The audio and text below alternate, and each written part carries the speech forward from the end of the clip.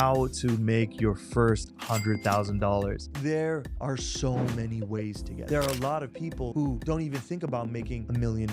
And when it comes to the first $100,000, there's a billion different paths to it. If you just focus on being the best you that you can be, the money will come eventually. It's actually that simple. A lot of people have made money.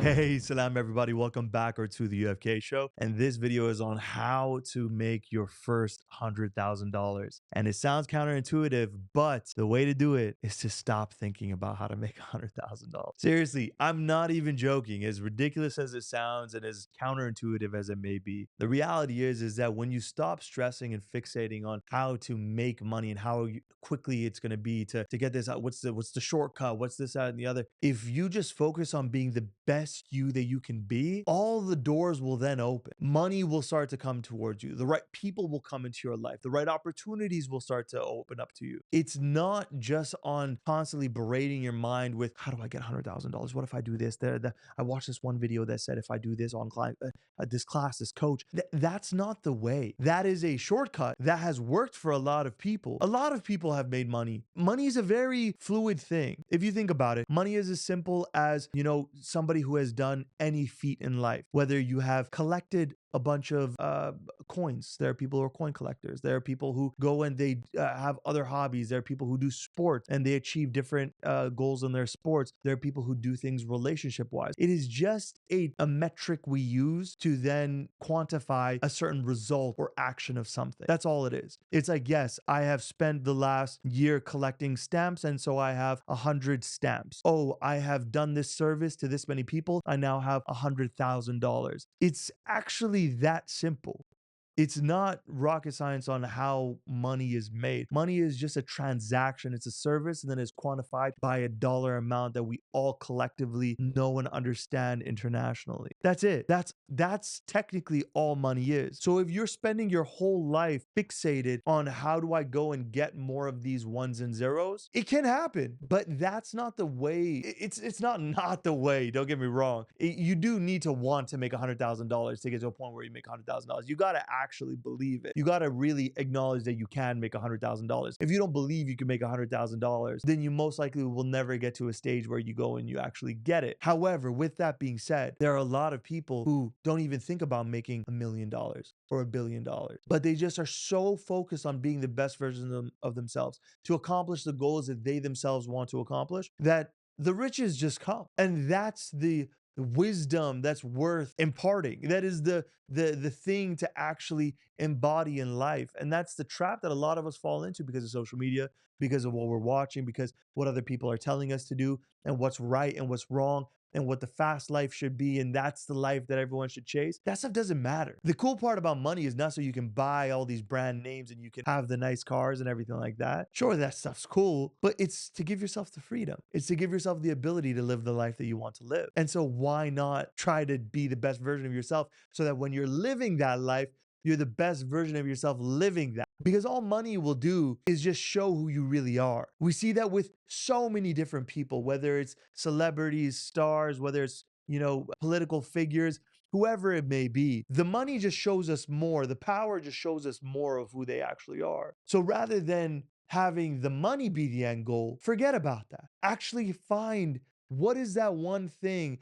What are the few things that drive you? What are the things that would make you the best version of yourself? What are the self-destructive qualities and traits and habits that you have that are holding you back? Fix those things. Look at those things. Once those get solved, you'll start to see everything starts to align itself. And when it comes to the first $100,000, there are so many ways to get there. As someone who's dabbled in many different industries, I can wholeheartedly tell you from experiencing it from my own eyes and living it, not only that I've experienced, but I've seen people and spoken to them on how they made their first money. Some people were born with it. Some people did real estate. Some people were in art. Some people were doing some random little hobby, and all of a sudden they blew up and they became so successful. There are people who knew there was a problem that they were just like, I need to solve that problem. And by solving that problem, they became incredibly wealthy. I never have a conversation with somebody. They say, all I wanted was, I needed to have a ton of money and I wanted a ton of money. No one ever says that. Maybe that's how they feel, and I could be completely wrong. And I did say it early on. I did preface it by saying, yeah, there are some people who all they care about money, and then they'll make money because they're so driven. But it's not the money that's their why. It's probably the things that are associated to it that's their why. They want the fast life. They want all those different things. But it's focusing on the money that doesn't get you there. Because with all those people, even if they were caring about the money, I promise you this, they then fixated on the things that they were really good at or they wanted to do. Whether it was sales, whether it was marketing, whatever it may be, they dedicated their lives to this thing and became. And again, it doesn't have to be any of these things that people talk about. The amount of people that I know and I've had the pleasure of meeting and been blessed to meet, that all they did was they were patient, they worked really hard, studied really hard, and after 10 years, they became doctors. They became lawyers. They became engineers. Now they own their own homes. They have these healthy savings. They travel the world. They take care of their family. The 100 grand, the first 100 grand, because I believe there is somebody, I can't remember if it was, Munger or if it was Warren Buffett. They always say the hardest thing is the first 100 grand. So yes, the first 100 grand is your hardest. The way there's a billion different paths to it, but it's about being the best version of yourself while you're on that path that I'm trying to send home here. Be the best version of yourself. Whether that and be patient. You don't need to rush. You don't need to be 18 years old and have a $50 million empire. That's that's not what life's about.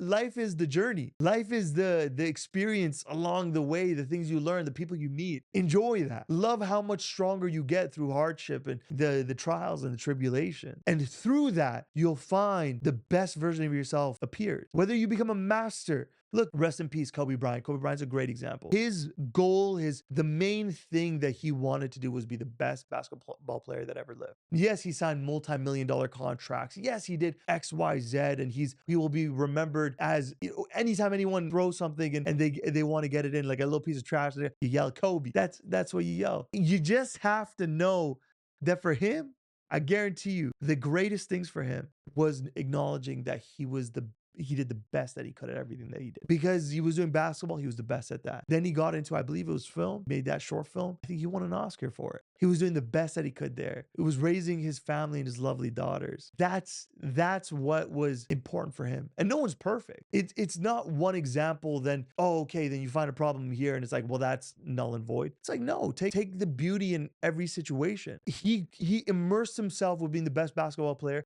And yes, that money came. Amazing. That's all you need to really take from that. Even if there's other things going on, sure, those are things that were unique to him. But what's unique to you now? What's the thing that you're going to apply yourself toward? What are the few things that you love? How do you want to be the best version of yourself? What does the best version of yourself look like? Explore that. Fall in love with that. And even if that's just being the best father, the best wife, the best mother, the best sibling, the best partner, whatever it may be, just be it wholeheartedly. And even though now we've gone into a whole philosophical angle, the money will then come. The money will come eventually. That's the beauty of all of this, is that by focusing and fixating and stressing on the money, you don't move anywhere further. You just then become stressed about that one thing. And when things don't work out, you probably fall deeper and deeper into whatever issues that you're dealing with already that you haven't solved. So rather than fixating on the fact that you don't have something, fixate on the things that will make you better. And that will then lead to having everything that you could have ever asked for come your way. And you'll be that well equipped to deal with it at those moments. That's it for me. Hope y'all are doing amazing wherever, whenever y'all are. Until the next one. Yalla, everybody. Salam.